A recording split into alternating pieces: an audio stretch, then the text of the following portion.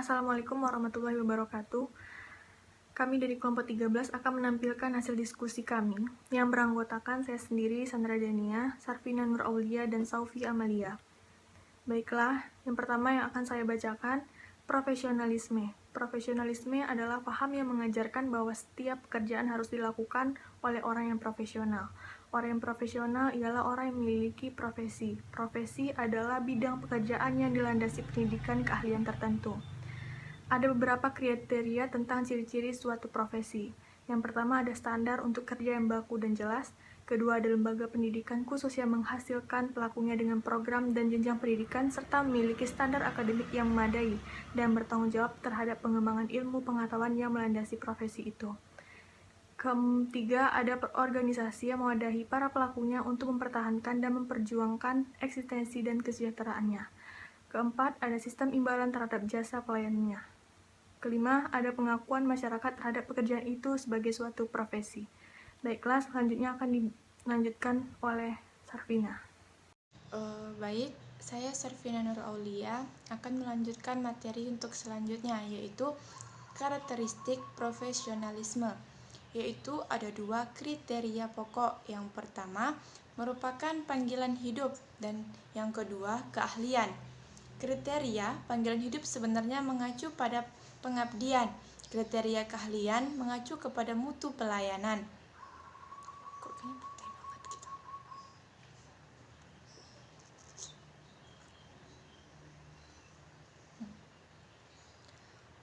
Baik, saya Sarfina Nur Aulia akan melanjutkan materi selanjutnya, yaitu karakteristik profesionalisme. Ada 2, yaitu yang pertama merupakan panggilan hidup dan yang kedua keahlian. Kriteria panggilan hidup sebenarnya mengacu pada pengabdian. Kriteria keahlian mengacu kepada mutu pelayanan. Sedangkan kriteria yang lainnya merupakan kriteria untuk memperkuat keahlian dan memperjelas dedikasi. Dengan demikian, dedikasi dan keahlian itulah ciri utama suatu bidang profesi, dan jika demikian, maka jelaslah Islam mementingkan profesi. Pekerjaan atau profesi menurut Islam harus dikerjakan karena Allah. Jadi, profesi dalam Islam harus dijalani karena merasa bahwa itu adalah perintah Allah. Dalam kenyataannya, pekerjaan itu dilakukan untuk orang lain, tetapi niat yang mendasarinya adalah perintah Allah. Dalam Islam, setiap pekerjaan harus dilakukan secara profesional, dalam arti dilakukan secara benar. Rasulullah mengatakan bahwa bila suatu urusan dikerjakan oleh orang yang tidak ahli, maka tunggulah kehancurannya. Kehancuran dalam hadis ini dapat diartikan secara terbatas dan luas. Diartikan terbatas jika seseorang guru mengajar tidak dengan keahlian, maka yang hancur adalah murid. Sedangkan dalam arti luas, murid-murid itu kelak nantinya akan mempunyai murid lagi. Kemudian murid-murid itu nantinya akan berkarya dan keduanya dilakukan tidak dengan benar. Karena telah dididik dengan cara yang tidak benar, maka akan timbullah kehancuran. Oleh karena itu, seorang guru harus memiliki persyaratan sebagai berikut. Yang pertama, dari segi kualifikasi, guru perlu memiliki kelayakan akademik yang tidak sekedar dibuktikan dengan gelar atau ijazah. Yang kedua, dari segi kepribadian, guru memiliki kepribadian yang tinggi yang dihiasi dengan akhlak yang mulia dalam segala perilakunya. Yang ketiga, dari segi pembelajaran, guru perlu memahami teori dan praktek pendidikan dan kurikulum.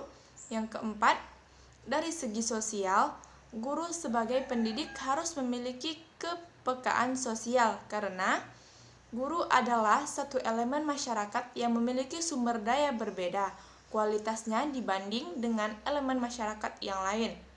Yang terakhir yaitu yang kelima, dari segi religius, guru perlu memiliki komitmen keagamaan yang memiliki agar bisa diterapkan dalam kehidupannya. Baiklah, selanjutnya Sikap dan karakteristik guru yang sukses mengajar secara efektif dapat diidentifikasikan dengan cara yang pertama, respek dan memahami dirinya serta dapat mengontrol dirinya.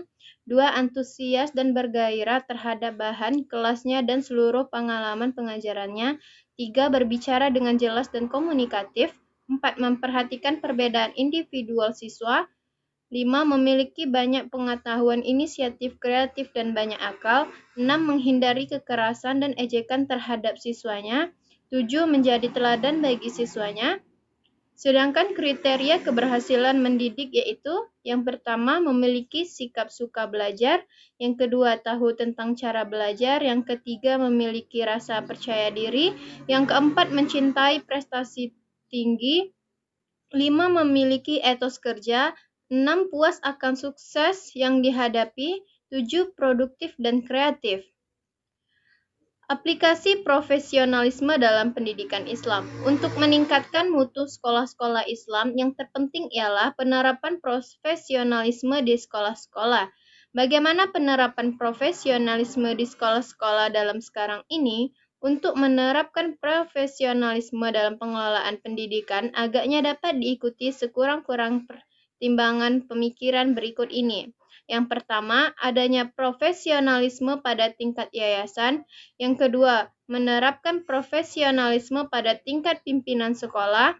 Yang ketiga, menerapkan profesionalisme pada tingkat tenaga pengajar.